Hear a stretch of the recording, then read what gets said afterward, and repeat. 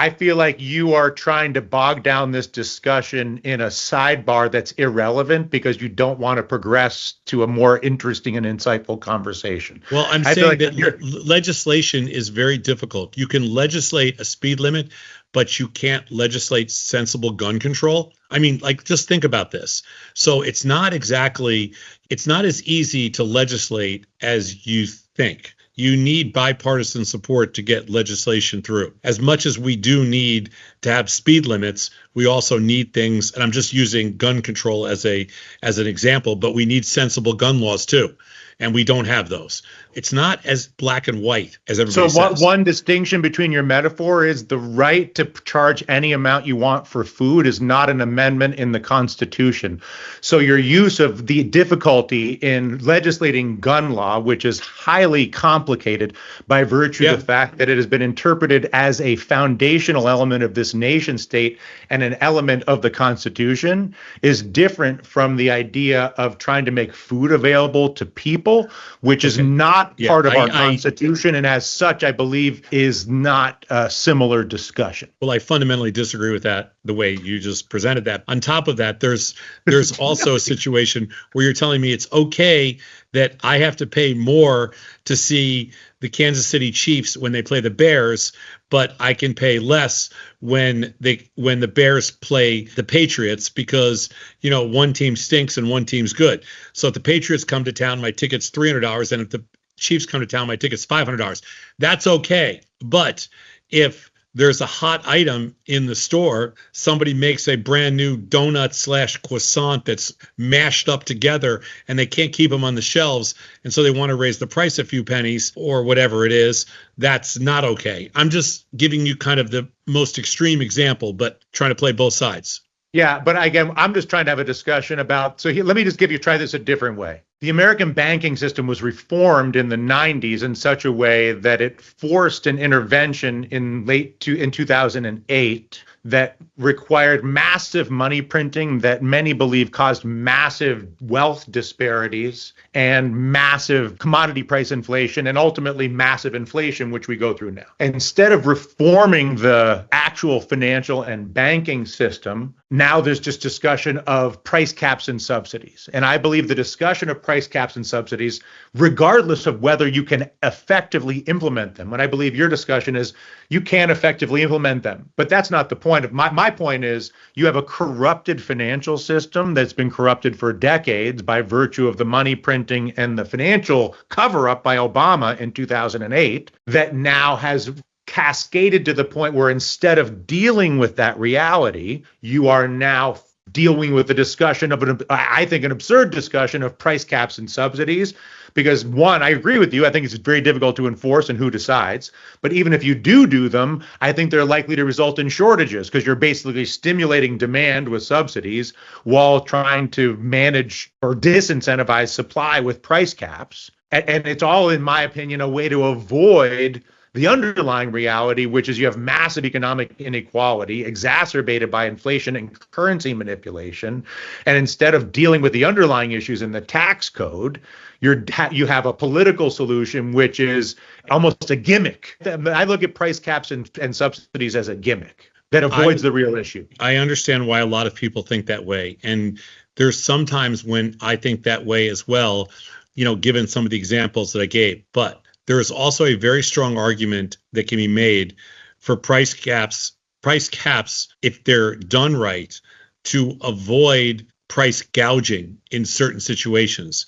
There are definitely situations in this country that we have experienced in the past where we have seen price gouging, and that is not good. And that happens in a lot of places around the world, and it makes for a very unhealthy economy and a very bad consumer experience, which leads to a lot of other negative things. So agreed. Uncontested. I don't disagree with that at all. Okay, that's one thing. And the other thing is subsidies are a way of leveling the playing field. And I'm not suggesting, don't at me on subsidies, but there's definitely a use case for subsidies. There's a use case for subsidies to level the playing field in certain situations. There's also an incredible amount of evidence that suggests subsidies done right, okay, is a very positive economic outcome. So again, I'm not going to argue about whether subsidies can have a very positive impact, and I'm not going to disagree with the idea that for sure gouging exists and needs to be controlled, managed, dealt with in some way. What I am getting at is those are doing both of those things, managing both subsidy and price caps can also create massive disruptions in the supply of product in the marketplace. Yes, they can. Would be the simplest way to articulate it. And if you're trying to manage the price and availability of what I'll call critical resources, like the best gouging example I can think of is like the water after the hurricane. Water bottles after a hurricane are the biggest example, in my opinion, of just egregious abuse, et cetera, et cetera. Water bottles after the hurricane are just it's the way to dramatize what happens. But the reality is the real ripoff after a hurricane is not the water bottles. It's what the insurance companies. It's the rebuild. It's the insurance companies triple and quadruple their charges and who refuse to pay out on what they owe. It's the contractors and everybody else that refuses to do the work and that marks everything up, until there's so many other aspects of it. The water bottles, it's just the headline story because everybody can relate to the price of a water bottle going from $1 to $5.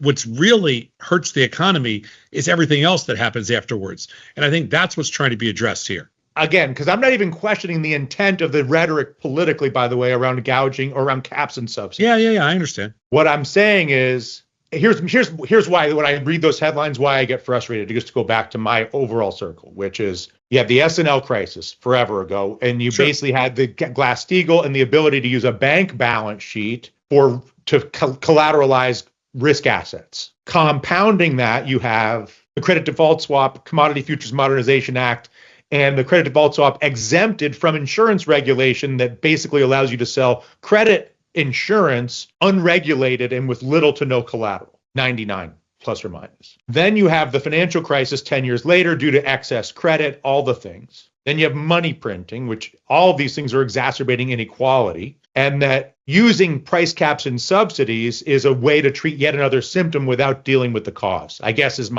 that's the thing. Okay. I don't disagree. You don't disagree with that. No. And in fact, there's lots of examples of countries that have used price caps and subsidies where they've been a complete failure. There's both examples. There's examples of subsidies that have been an incredible success, and there's also examples of price caps and subsidies in certain places that have been a disaster. Argentina comes to mind, a few other places come to mind. Doing it right is really the key here. I don't like to rule anything out because when I hear somebody start chirping about price caps, that's why I wanted a definition. Or I hear somebody chirping about subsidies. Before I say, no, this is bad, or no, or yes, I support, I want to know what they're actually talking about. Because personally, I don't mind if supermarkets digitize price because I think it makes them more efficient. And if they're more efficient, then the consumer has more choices, meaning that if I usually go to supermarket A, and I mean, now granted, I live in a city where there's more than one supermarket chain, and it could be very different if you live in a place where there's one place to shop and there's no options. But where I live, and if it got competitive, it would be a marketplace that could be, that could work to my advantage as a consumer. I don't know the answer. If you don't have any competition, then yeah, it could be negative. I don't, and that makes sense for price caps. In a competitive marketplace, you don't need price caps. I don't think it's that black and white. I know people get all freaked out, price caps, that's bullshit. That's, what is this? It's communism, right? Communism, yeah, of course. This is communism. It's communism. That's the knee jerk. I know, but it's such a stupid thing. I'm not even recommending it. What I'm saying is, I guess, and maybe the and the person that says that, by the way, is the person that lives 15. The nearest store to them is a Walmart that's 15 miles away, and the nearest store after that's 100 miles away, and they're sitting there worrying about it. Dude, this protects you, doesn't hurt you. And you're bitching about it. People just have to realize, hey, and that's the same person getting the subsidy so they can shop at that store. Let's start to just sit down and have an intelligent conversation of who does this benefit? Who does this hurt? It does exist in all other forms of our life. So let's figure it out before we jump all over this and jump all over all the horrible things of, oh my God, they're controlling me. Let's not go there. But what I'm getting at is once you're into a discussion about price caps and subsidies, what you are dealing with is a broken market. The reason you're having a discussion about price caps and subsidies is because you're dealing with a broken market creates an efficient price that clears and makes products and services available to most people, in my opinion. And if the market is not accomplishing that, and it requires the level of engagement that meaningful set of price caps or subsidies would require, that's evidence of a broken market.